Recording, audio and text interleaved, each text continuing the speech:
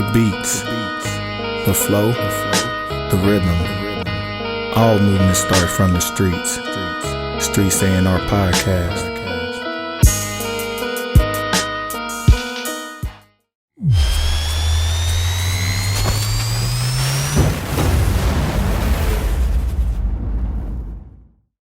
Man, we are here. We live. We here. It's a good day. Always a good day because we still here to say it's a good day. Right. Welcome to the Streets A&R Podcast. It's your host, Giddy Jicky with it. It's your other host, Jonny Knogood. Took some time off and forgot who he was. Man, forgot who I was. Finding himself while forgetting who he used to be. Man, that part. Shedding layers. That part. We're going to get to that. But, man, we got to, we do a lot of talking about a lot of things. We try to stay out of the gossip. We try to stay on point with our mission and what we trying to move as a culture. Mm-hmm. And I think that's who we going to be. And that's who we are. That's who we going to be moving forward in our own ways. We ain't really here for the bullshit like that, you know. Mm-hmm. We stay away from the tabloids. Mm-hmm. And being that, this will be here one of the last weeks of Black History Month, Black Heritage Month, Black Future Month, just Black Month. Mm-hmm. It's important that we touch on certain things. And unlike some people who may be in media that get removed, we don't. Mm-hmm. Even before the show, we were talking about, a few things that was happening in the neighborhood. And we had that discussion a little bit. We didn't get into so much the street side, just more the music side. We stayed clear. Mm-hmm. But we don't get the opportunity to take ourselves out of the work that we say we about, which is a blessing and a curse. So it keeps us on task, on point, on par with what we're supposed to be doing. And if you haven't seen the news in the last 2-3 weeks, we know that in Minneapolis, Minnesota, yet another one of our young brothers have been slain by the police department up there. And we are talking about our brother Amir Locke. Mm-hmm. Our brother Amir Locke, we said on the last pod with DJ Mr. Soul, our brother Jonny couldn't make it. He was up in Minnesota with the family because he is family. Mm-hmm. So these things are, again, when we say we're not far removed, we're saying it's home. Mm-hmm.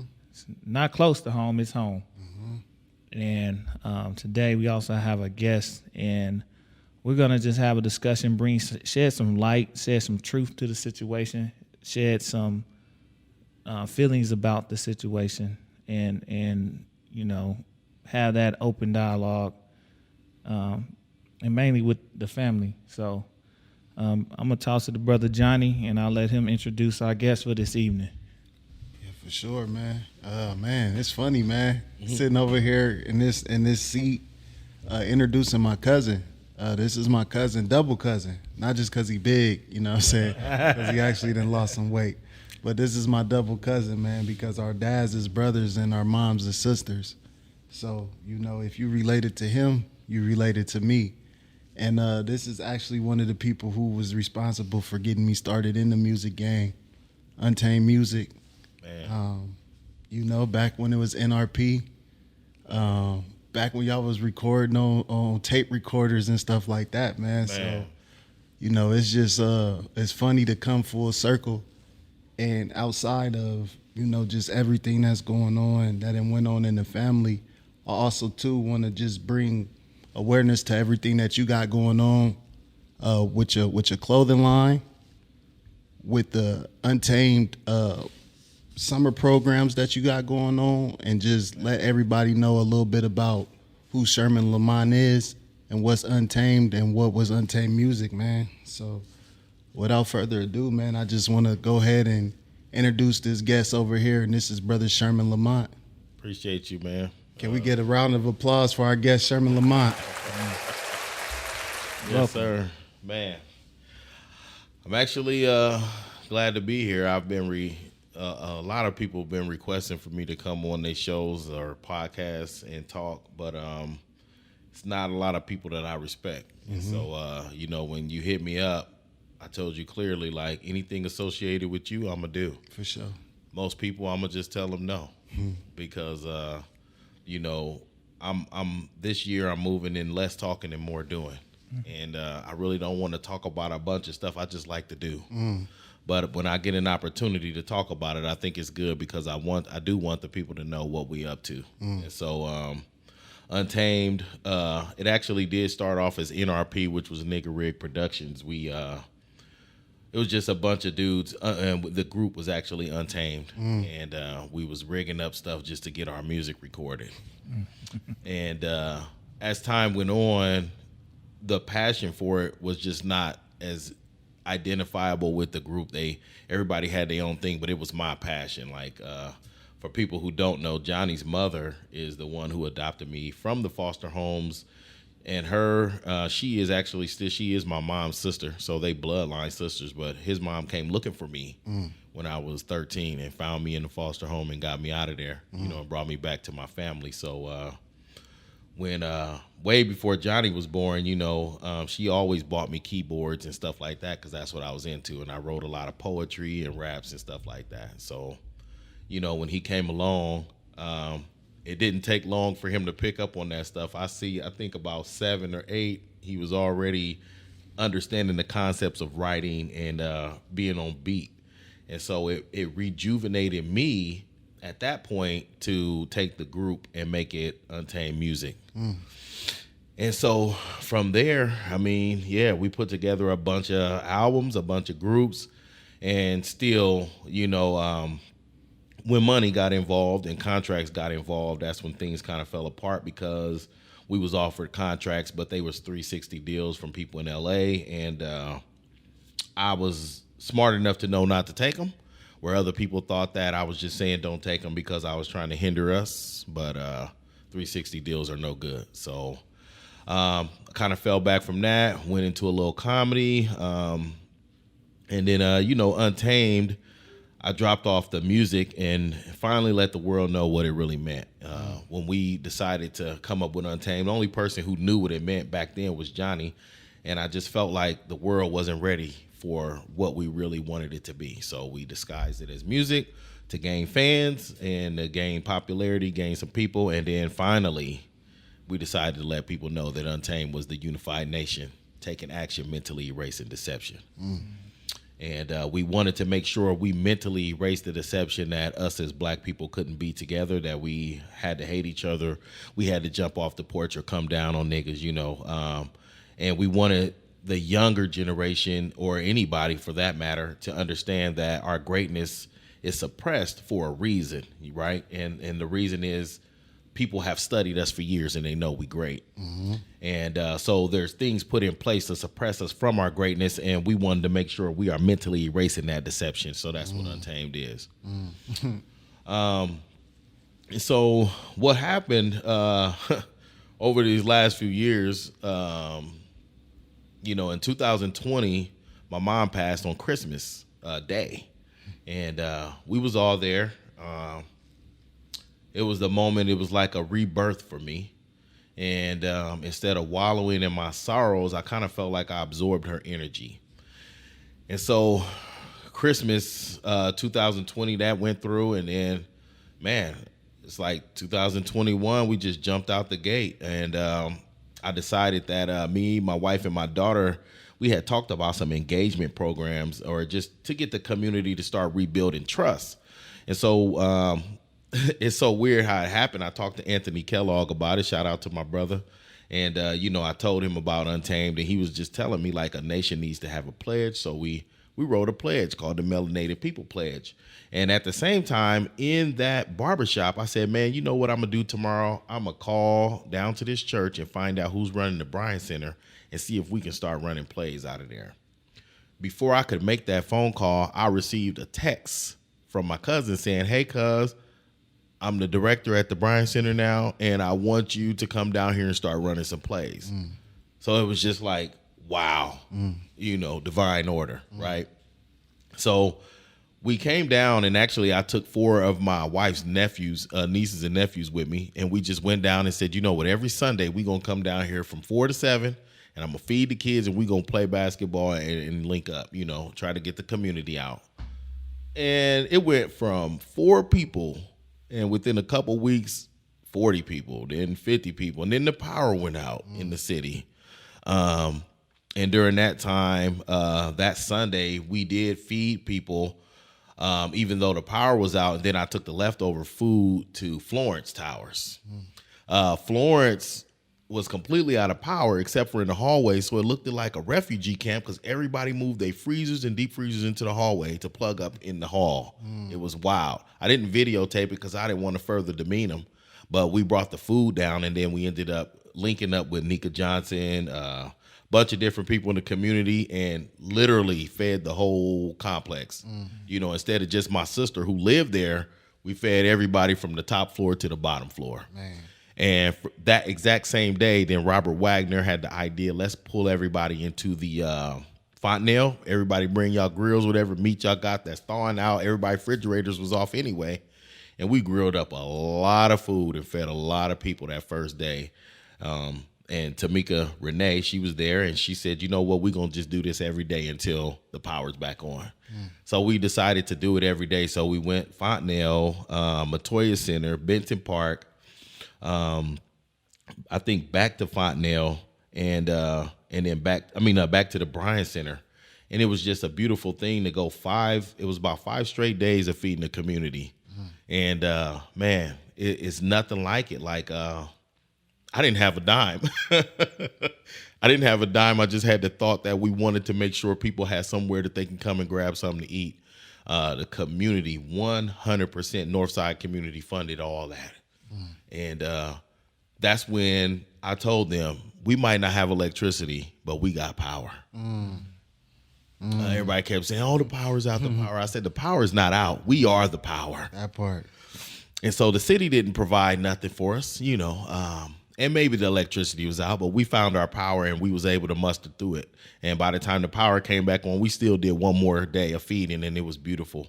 And these brothers here, a couple of them was there for it, and without me making the call, they just showed up. Brother Johnny, Shamari, Terrence, a few people, and they was there every day, and we ended up going 20 weeks straight, 4 to 7, 20 weeks straight. Everything we had left over, we took down to the homeless shelter.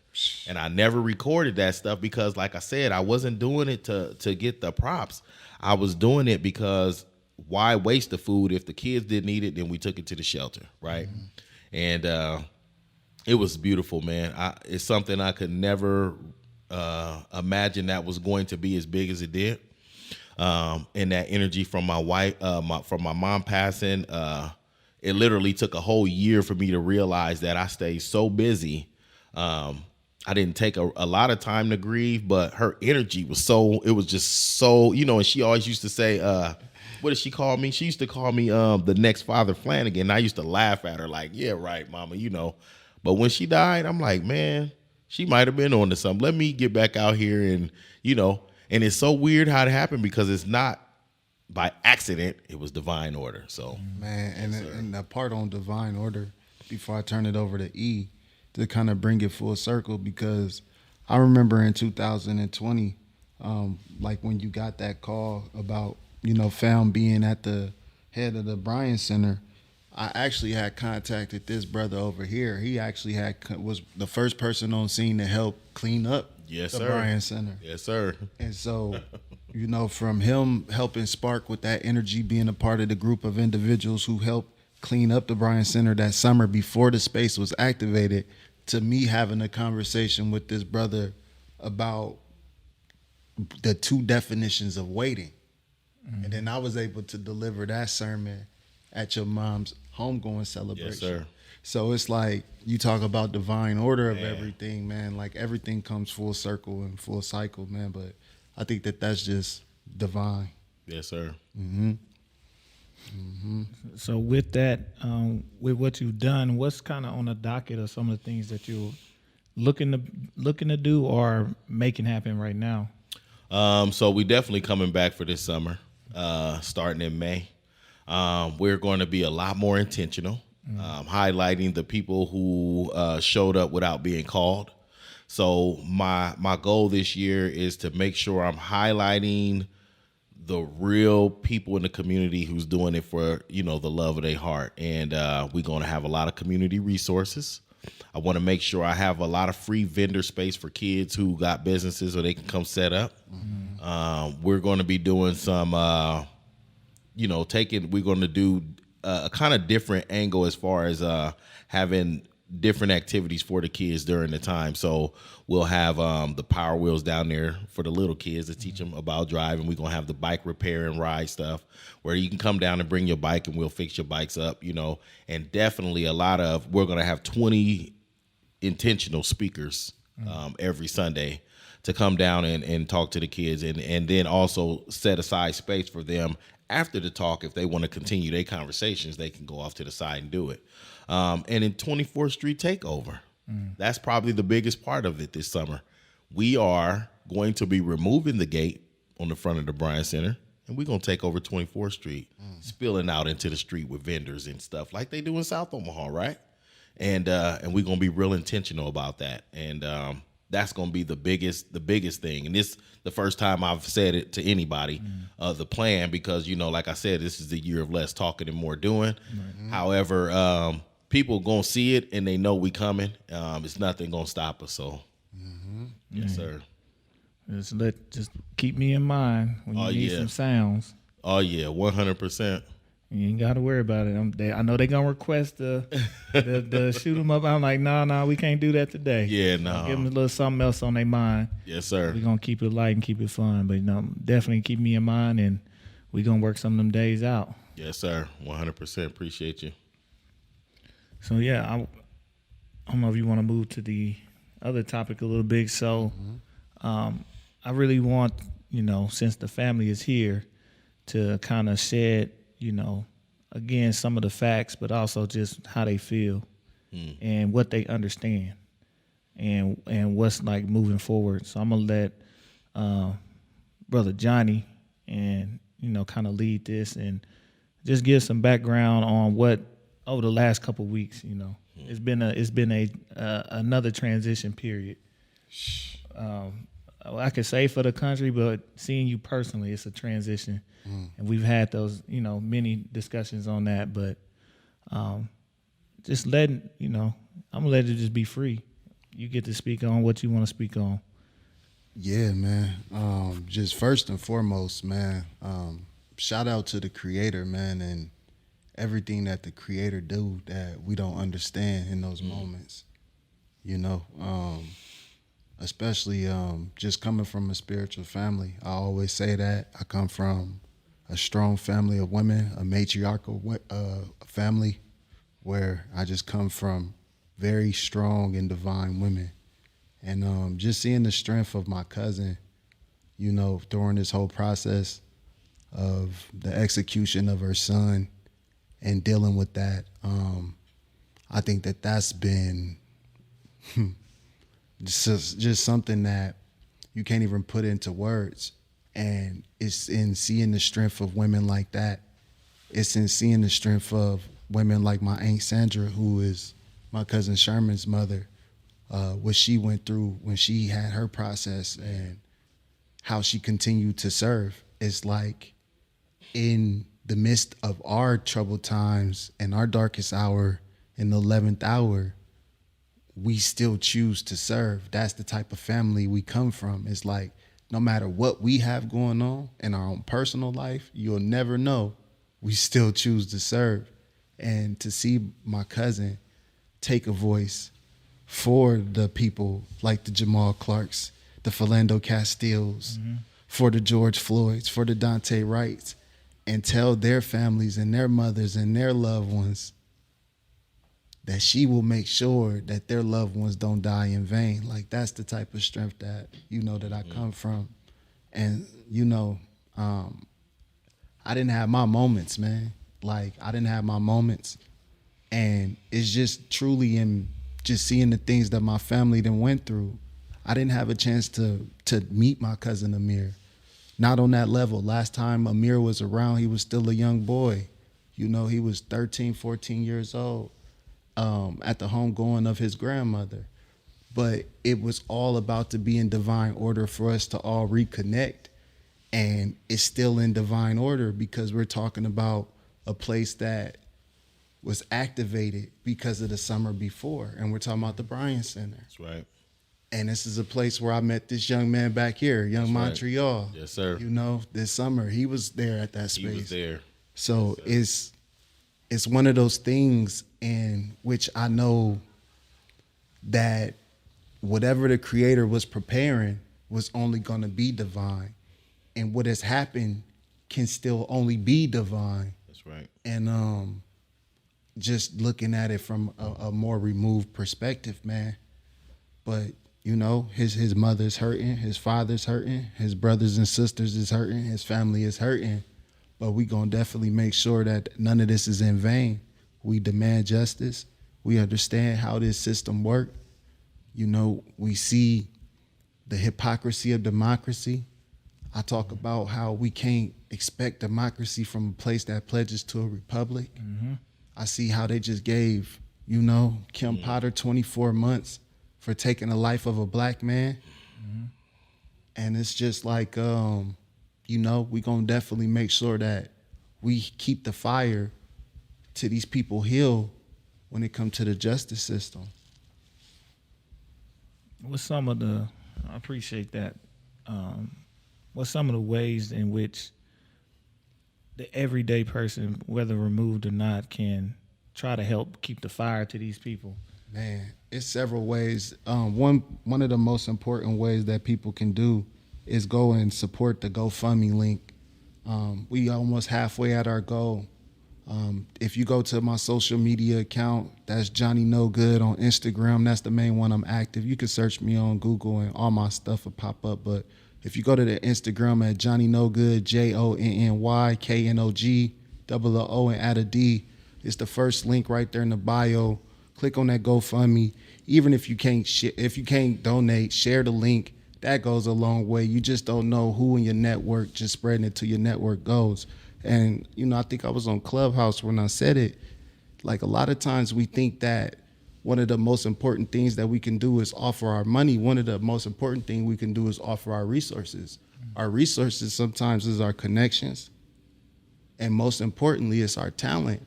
You know, so as any artists and creatives, create out there in the name of my cousin to make sure that, because just a couple weeks before my cousin, there was a young man in Las Vegas, you know, Isaiah Tyree Williams, who lost his life in the same and similar manner. Mm-hmm. Breonna Taylor lost her life in the same and similar manner. Fred Hampton lost his life in the same and similar manner. So, you know, it's just like, we got to make sure that these people's names and story isn't just being a blimp in the news line. Mm-hmm. And that's something that we won't allow to happen. So definitely do that. And if you come back to me in a second, I'll have a couple numbers that you guys can call for the Attorney General Keith Muhammad and Keith Ellison, and make sure that these people, ask them why isn't Mark Henneman fired? You know, we want accountability when it comes to interim police chief Amelia Huffman. We want these people held accountable. Mm-hmm. Mayor Jacob Fry, we want these people held accountable. So we definitely want these jobs, man. But outside of that, it's in getting people in the right positions to be able to leverage power. And that don't come without having an economic base. And I think that that's another conversation for another time. But, you know, we're not going into this blind, man. Yep. And I think even holding some third-party organizations accountable. Mm-hmm. How is the NRA not in on this when mm-hmm. this is exactly what they say they stand for? That's right. Instead of them trying to do a smear campaign on he had a gun, he had a legal registered gun that he's right. in a residence in which he could have it. Mm-hmm. So where are you? Where's our urban rifle associations? Right. So these things, for these organizations that people are members of, that stand for some of the things that may have happened or transpired, you need to be doing something. Mm-hmm. You should be the first ones donating some funds and standing up like, we got a right to hold our own ground, to be in our own spaces. That's right. Nah, for sure. And I will say that, you know, in defense of the NRA, that the Minnesota Gun Owners Coalition, they issued a statement of support. First time ever that an NRA gun rights group then came out and issued a statement of support. But we need national. Yep. We need national groups and other groups to come out and issue statements of support. So we do appreciate the Minnesota Gun Owners Coalition for issuing that statement of support. That set precedent. But it's one of those things that we do have the right to bear arms according to the Second Amendment. And my cousin was a lawful and legal gun owner. And, you know, another one of those ways that, like we was talking about earlier, of helping keep people accountable, County Attorney Mike Freeman has a phone number, 612-348-5550.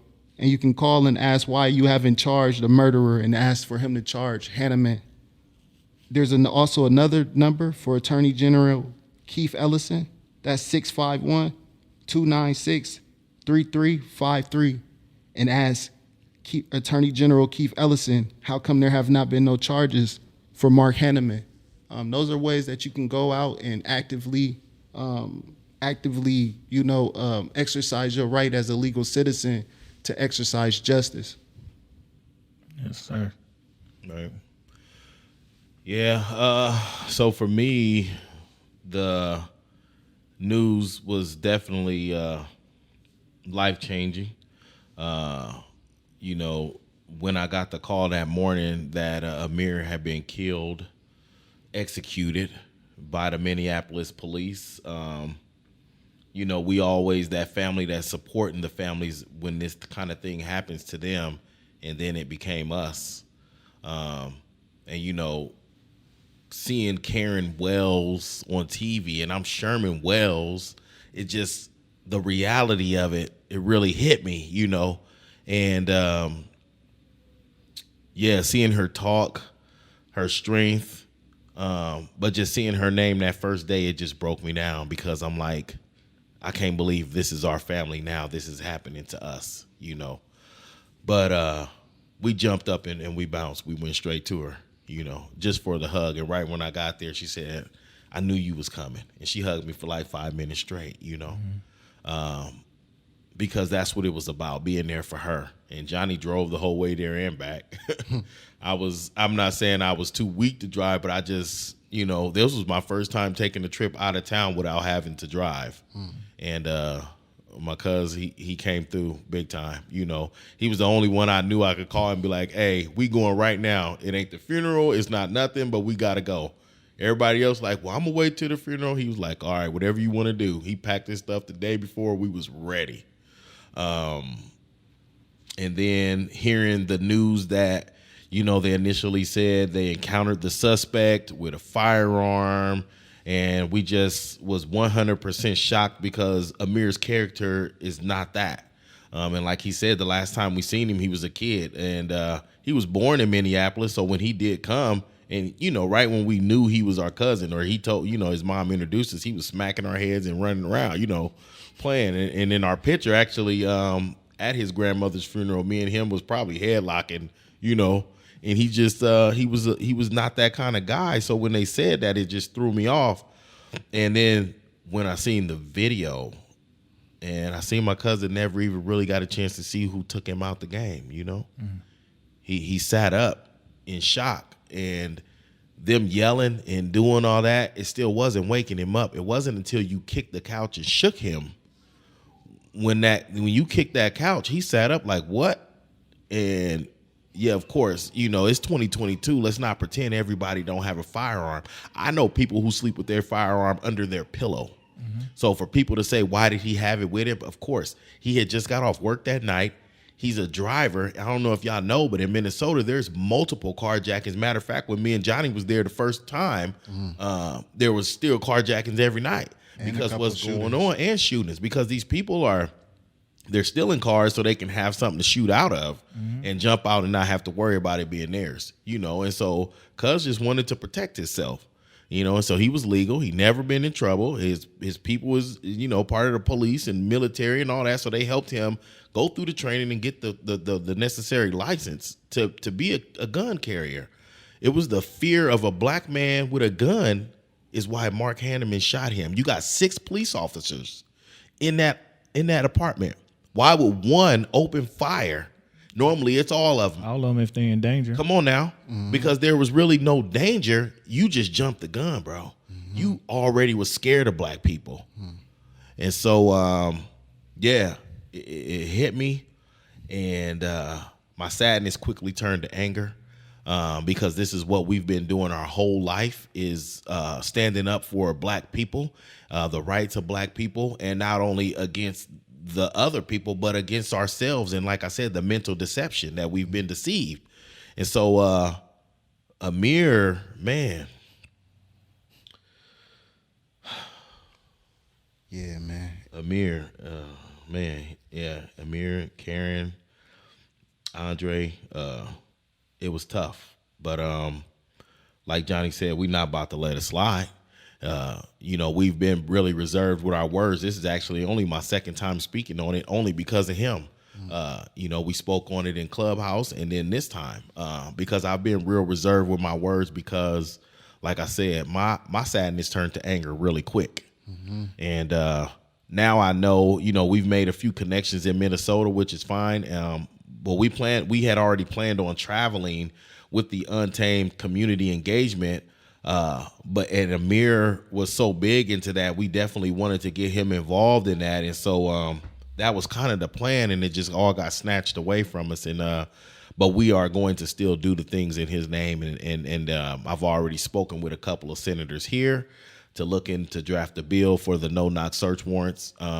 We haven't really got a bunch of pushback yet, but we'll see once we draft that bill, So that's what we heading to, drafting bills, still doing the work, and definitely holding those people accountable. Mark Hanneman, Jacob Fry, all those people, man, you're not going to just get away with taking the life of one of our people like that. So that's pretty much where I'm at with it, with Amir. Yeah, and I think that, just as you said, it's the campaign that happens after a person, yeah, I think the toughest part is knowing how they try to assassinate a person's character after they assassinate that person literally, and how the story folded out. And I'll play this clip real quick, and keep in mind that this clip is shortened, so go watch the full press conference. But just the lack of accountability and a lack of respect, that they had when it came out that my cousin's name wasn't even on the search warrant. Right. It's that type of stuff that really just, that they try to try us in the court of public opinion before they try us in the court. I don't know.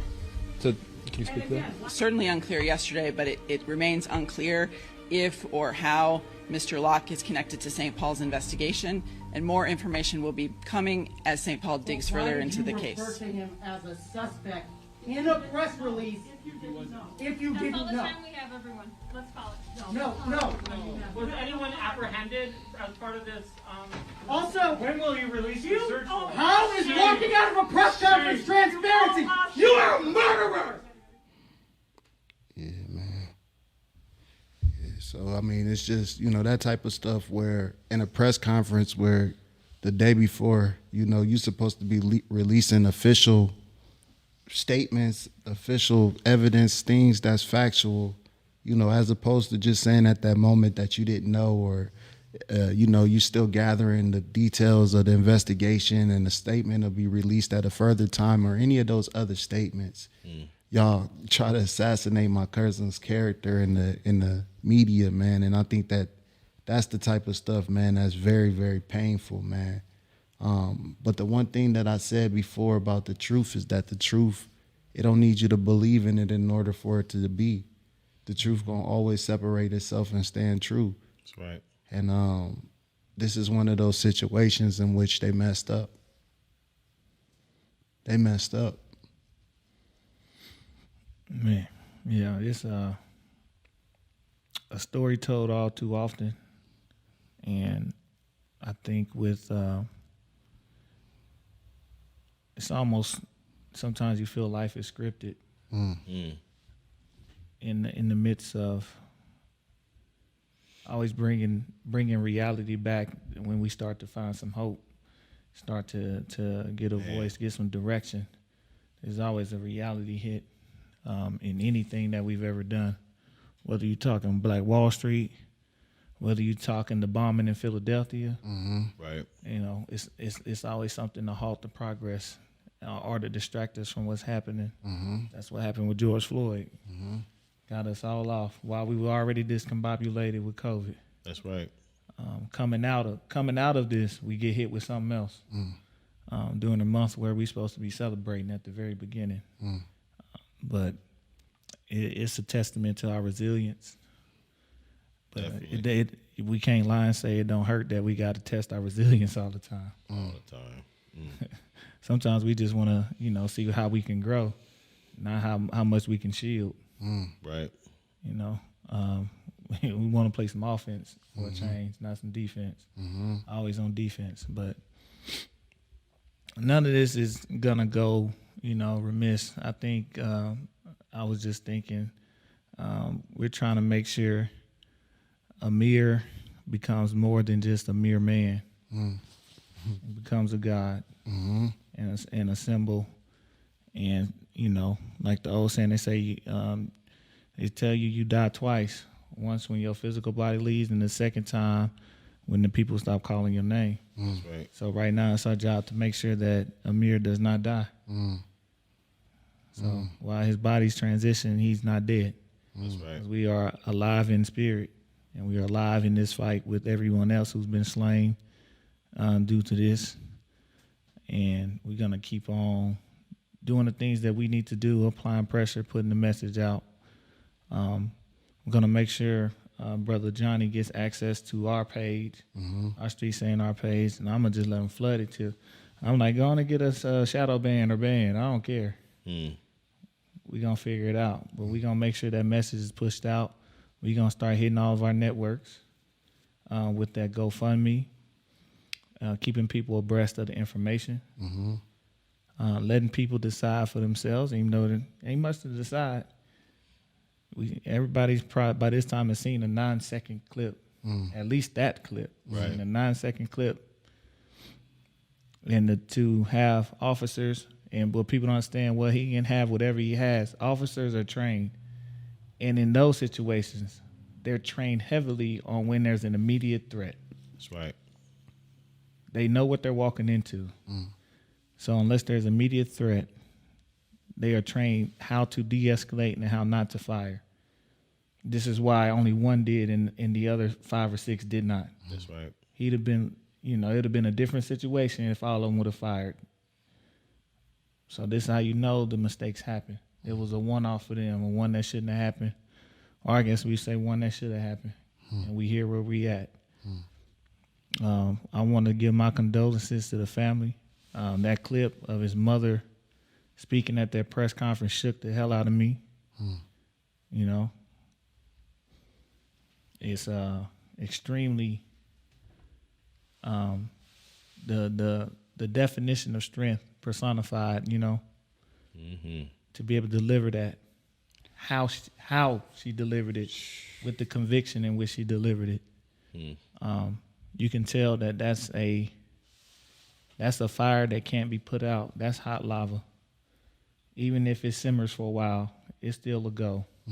Right. So we want to, make sure we support these brothers here. You got my support 100. Sure. Even, I tell you, even me working, shit, I'm salaried. I'll call off in a minute. My paycheck don't shift, so right. I'm available whenever it's needed. And we we got things in the summer. We got things this spring. We all about bringing the community back to communing. That part. And being amongst one another and joy and not just tragedy. And even in tragedy, there's joy. I often used to tell people, it's only 2 times in life where everybody come together. for your wedding and your funeral, and one of them you ain't there. So it's always a time, even in these dark times, it's a time to reflect and to gather amongst one another, to share that energy with one another and to build with one another. Energy can neither be created nor destroyed, only transferred from one to the other. So Brother Amir, all he did was embolden his mother and his father and his whole family. Come on. From there to here. Come on now. And the whole nation. Yes, sir. That's all he did. Whether his intentions don't mean it wasn't intentional. And that's how it has to be, and that's how we're going to continue to move in this movement. It was definitely a push. And like you saying about Black History Month, this is the month where we're supposed to celebrate Black history. But, you know, sometimes I find it hard to celebrate the history when the history is still happening, where the Blacks are still being treated, you know, like we are not a man, like we are not human. We were not considered people, you know. We were property, like a mule or a backhoe, you know. So at this point, like you said, with the death of Amir, even in the midst of all the preventative stuff that we were doing, his death just sparked a whole new fire to add on to what was already there. And so, yeah, we're going to have a lot of community engagement. Actually, March 10th at 5 p.m., we'll be doing a street renaming for Lillian Clemens on Caldwell Street. And that's significant to Amir because that's where Karen also grew up at, on the same block, 27th and Caldwell, right there on the top of the corner. And so Lillian Clemens was raised with Karen, which is another one of our cousins, our mothers' sisters, and she died in 2007 in Baghdad, protected another soldier during a time where they had their armor off and was sitting there eating, and rocket insurgent fire came in, and she protected the soldier, and it killed her. The shrapnel killed her. And so, ironically, Jonny was there too for that trip, where we received a lot of money from my job, and then we navigated all the way to Florida in a 15-passenger van. This dude was like 14, and he stayed up the whole time. It took us like 36 hours dang near to get there, and it was all girls and just me and him. 36 hours down, 32 on the way back. Man, and I know it just seemed like a movie, the things that's happened with this family, and however, we take it all in stride and we just keep moving. And so that street renaming is March 10th, 5 p.m. Everybody's invited.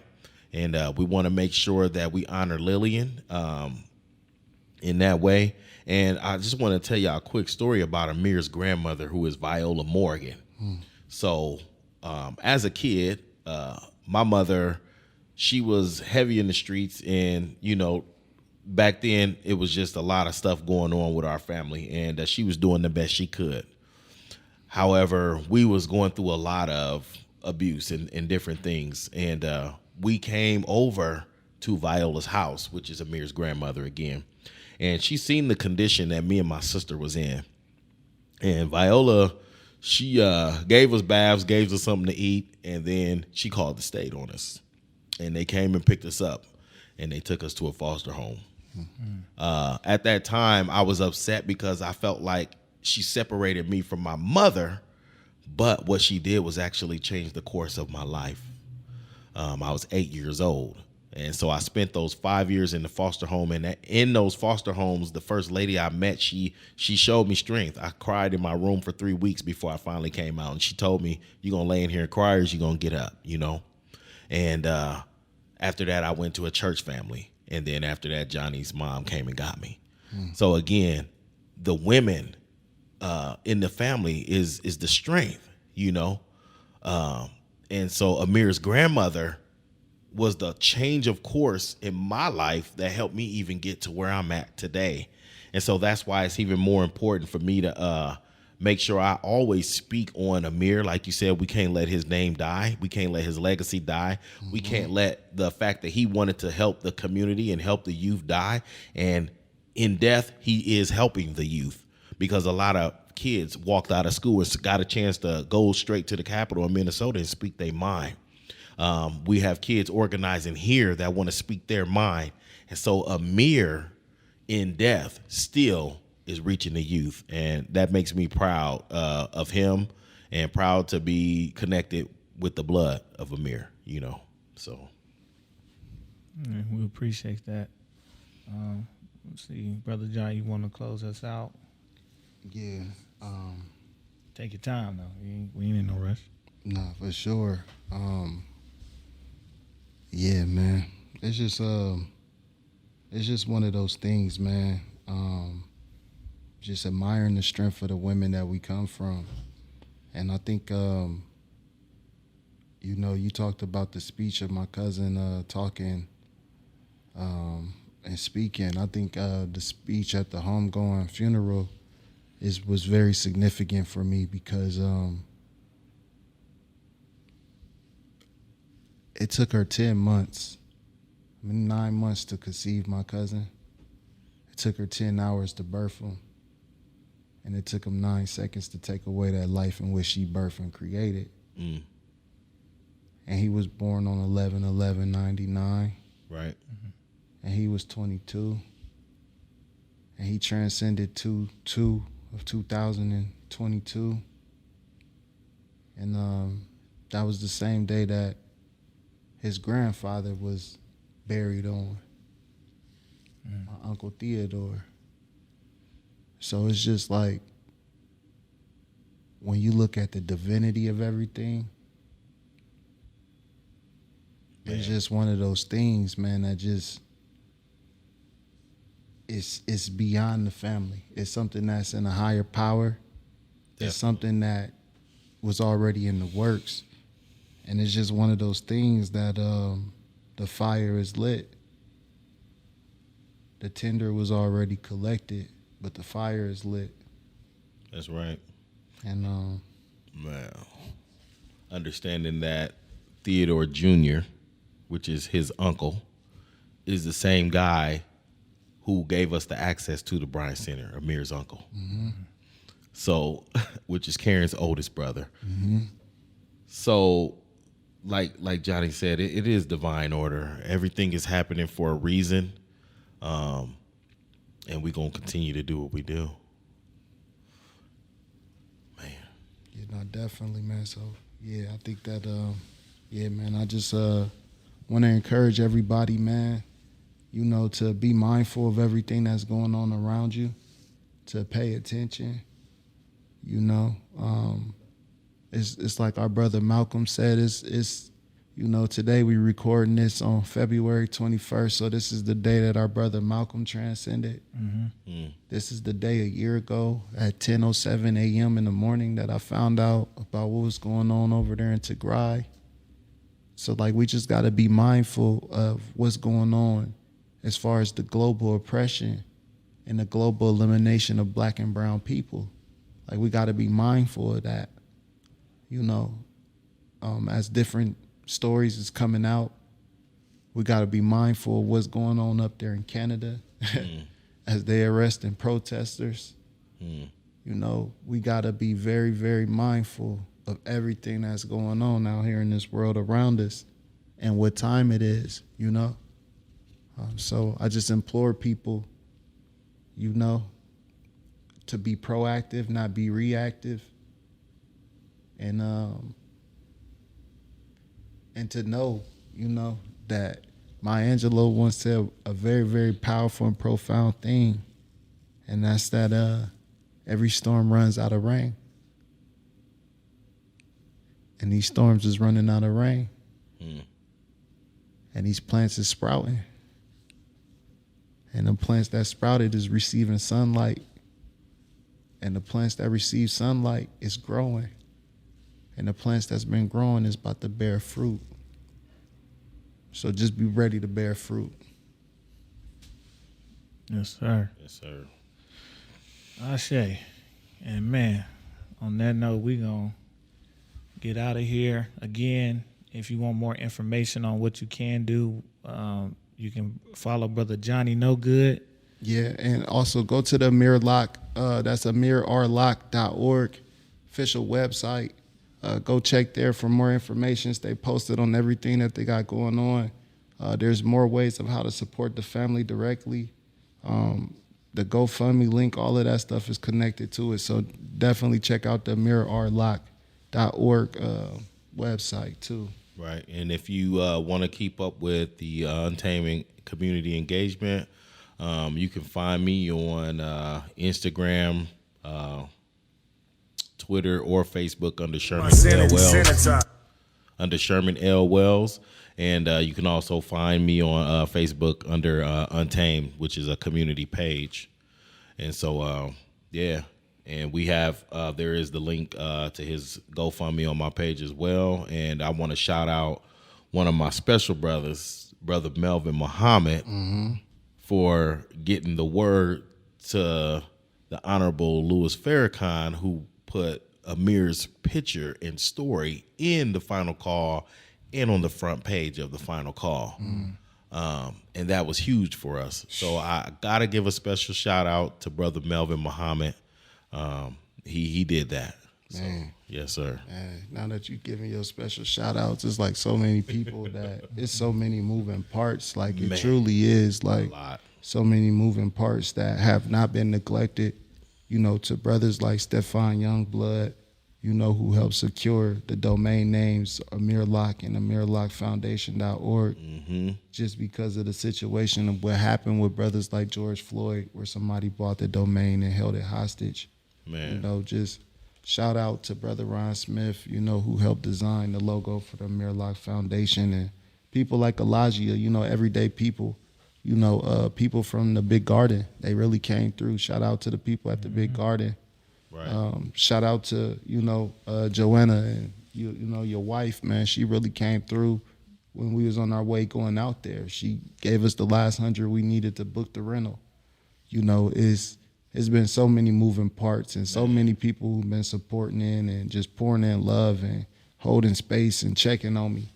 I just appreciate y'all, man. You know, continue to send out that healing vibration.